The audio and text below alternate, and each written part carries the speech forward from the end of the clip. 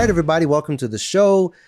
Today, I have a wonderful video detailing an individual who found out much later in life that she is autistic and how she reacted to that, and how she's able to find closure and understand more about herself and the world all around her in the process. And so we're going to cover that in a minute. But before so, join us Monday, October 23rd for the first annual Drive for Autism charity golf tournament hosted by Autism Ally Group. Your participation will help raise funds for developmentally disabled individuals in need of adaptive technology, food security, and other supports for the quality of life they deserve. Join as a sponsor while opportunities last, register a foursome, or do both today by scanning the QR code, texting AAG Drive to 26989, or simply visiting www.autismalligroup.org. Autism Ally Group, improving lives, advancing inclusion. Our goal is to raise $30,000 for adaptive equipment and assistive technology for individuals graduating out of the school system. So if you're familiar at all with neurodivergent schools, while these students are within the school system up to the age of 21, they receive assistance from the school system with things like adaptive technology, communications tablets, and such. But in many cases, too many cases in my opinion, once they graduate outside of the school system and shift over to adult DDA services, a lot of that equipment stays with the school and does not transition with them.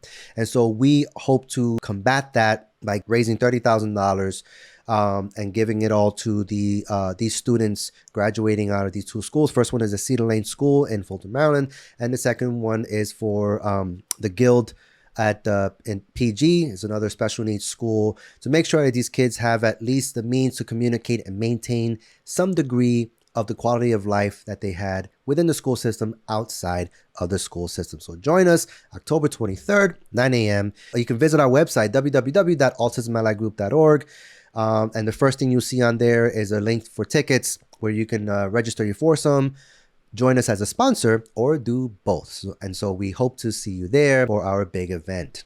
And now, without further ado, let's get to this video this is from Ashley McDowell out in WMAR News in Baltimore.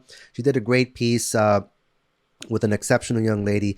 And we're going to check this out and chat afterwards. Brandy Perkov is a mom. She babysits her grandchildren and also travels to North Carolina frequently to take care of her own mother. But on top of all her caring duties, she also deals with being autistic. I don't like stuff that loud. I don't like being around a lot of people. I don't like a lot of things a lot of other people like. It wasn't until the age of 42 that she was diagnosed, when her regular doctor and therapist confirmed it with each other. It was like finally I have an answer to what in the world why.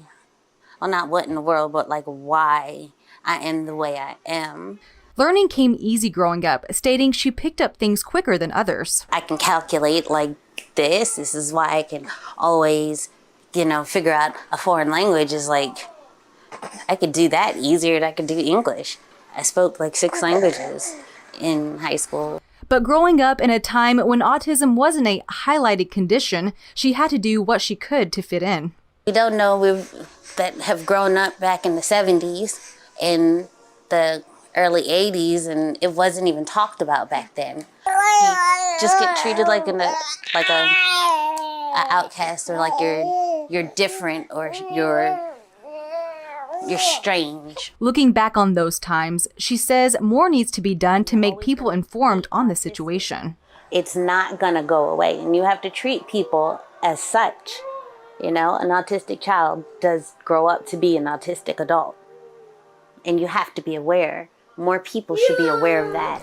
After all the years of not knowing herself, Brandy is proud of the life she's built. And come October 8th, she's going to show it at the Autism Speaks Walk in Baltimore. I deserve to walk for myself, is how I feel. Brandy is looking for others to join her in the walk. She created a team called Adult ASDs 2 and is hoping to help others with autism reach their full potential. In Baltimore, Ashley McDowell, WMAR 2 News.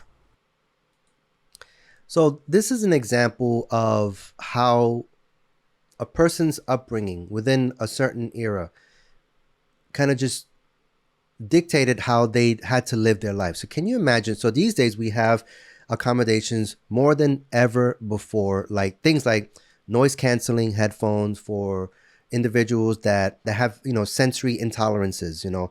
We have sensory days at places like Maryland State Fair, where back in her era growing up, there was none of that. And so can you imagine someone on the spectrum having to navigate that when they navigate through things that they have sensitivities to, and the people around them telling them you're just weird and what have you, and just kind of like brushing it off like you just have a mental disability. In fact, autism back in the day, before its degree of awareness and acceptance, used to be called different things, including Kanner syndrome, hyperkinetic disease, or Heller's disease, and other cases they'll call it early infantile autism. These terms first came out like in the 1911s and then kind of gained more prominence back in the 1940s.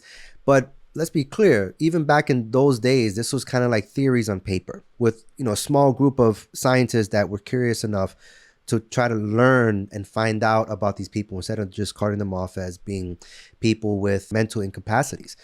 And so I want to read a quote from her that kind of stood out to me. Those of us who have grown up in the 70s and early 80s, and it wasn't even talked about back then, you just get treated like an outcast or like you're different or you're strange. 70s and early 80s, that's around the time I was born. So I'm an older millennial. If I were born a few years earlier, I'd be considered Gen X. But yeah, this was absolutely the case. And I grew up in a Latino family in a black and Latino community. And now in my adulthood, thinking back to a lot of the individuals that I came across that may have been on the spectrum were individuals that people just kind of like avoided. They didn't invite them to anything. They didn't include them in anything. They purposely excluded them from things because they would kind of be like a damper or like a downer with like our handball game or things like that, or off the wall we play as kids. And we would leave out those kind of people, or society would just kind of avoid them. If they saw, fulano de tal coming down the street, he's kind of strange, he's kind of weird, like cross the street and walk the other way and just avoid him. And this is in an era where people weren't aware, and let alone willing to accept that, people have different neurodiversities. And then the other part that stood out to me was she was talking about how she knew 6 different languages. And this is one area where I think Hollywood largely gets it right as far as putting a positive light on folks who are on the spectrum, where a lot of times the people that they kind of display on the spectrum are people who are exceptional minds, people who are geniuses in their own right, like being surgeons or being scientists that crack codes, things like that, people who are doing exceptional things, because the argument is people who are higher functioning on the spectrum are actually people who just kind of are tapping into a higher function of the mind and tapping into a level of genius that people who are neurotypical just cannot do. And so I thought it was fascinating how she said that she was able to master 6 languages easier than English. English being the language that most people abroad argue is the toughest language to learn. And then speaking of abroad, in the Western world, in the US, we have come a long way, a very long way in spreading awareness. And I know that there's people these days that kind of like say, well, okay, we're done with awareness, now it's acceptance. That's great. I personally still think that there is work to be done with spreading awareness, because the US is a melting pot of different cultures, and we have lots of people coming into the country that still, listen, when they immigrate in the country, they have to take, they have to learn some kind of civics, but that's basic. And in my experience, in the work I've been doing with Autism Ally Group and working with neurodivergent individuals, their families, amongst different cultures, different, worldviews, religions, and dialects, there's still work to be done of spreading awareness and acceptance to people from, different cultures that don't understand, or just kind of like culturally have always done it this way, have always just kind of like, okay, if this person, is acting this certain way, then the default is to just kind of like treat them like this and exclude them from that, or do things, just kind of with them over here and kind of tucked away from society. Or they treat individuals on the spectrum or with other developmental disabilities, other neurodiversities, like people who need to be cured. People with things like demons, being influenced by demons or higher power, negative powers, things like that. People that are suffering some kind of affliction or disease and need to be cured. Really, these are just individuals going through life in their unique way.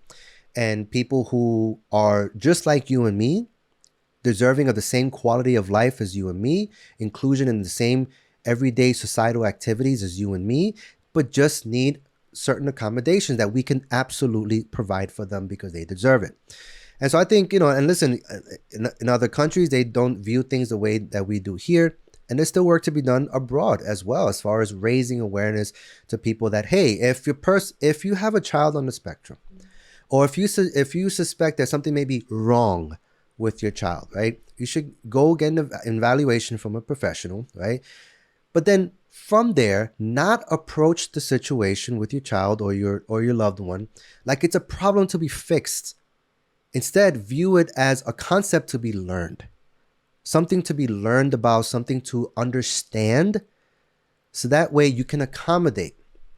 You can accommodate for this person you care about, you love, you serve, if you're a caretaker, what have you, so they can have the best quality of life that they can possibly have. Just like you deserve an excellent quality of life, they too deserve an excellent quality of life. And don't get me wrong, I'm not ignorant to the fact that there are individuals who are neurodivergent that are lower functioning, like with things like the inability to breathe without a trach, to eat without a G-tube, right? To be able to sit upright or be able to, function without the use of adaptive equipment. That's why we're doing our fundraiser through the golf tournament to help our folks. And this is only a handful of people that we hope to help out with this, but there's so many more that need a lot more help. And so guys, I hope you enjoyed this content here, and I hope that you can join in with me in telling your story as well. So I am not autistic. I advocate for people on the autism spectrum and other developmental disabilities.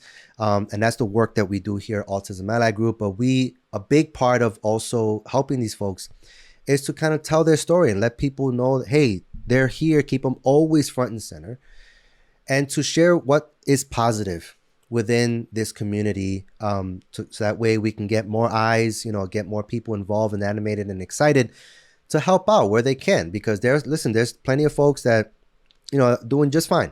They come from families that are well-to-do, doing just fine, but there's so many that aren't as fortunate, that don't have the luxury of being able to have a private duty nurse 24/7 kind of thing, and they need help. So visit us at www.autismallyGroup.org/contact to tell us your story. So if you're a mom, if you're a caretaker, if you're a person on the spectrum, especially going through life, just tell us your story. I want to know, I want to learn more about folks like Ms. Perkoff, that, showing the exceptionalism within who she is as a person with autism.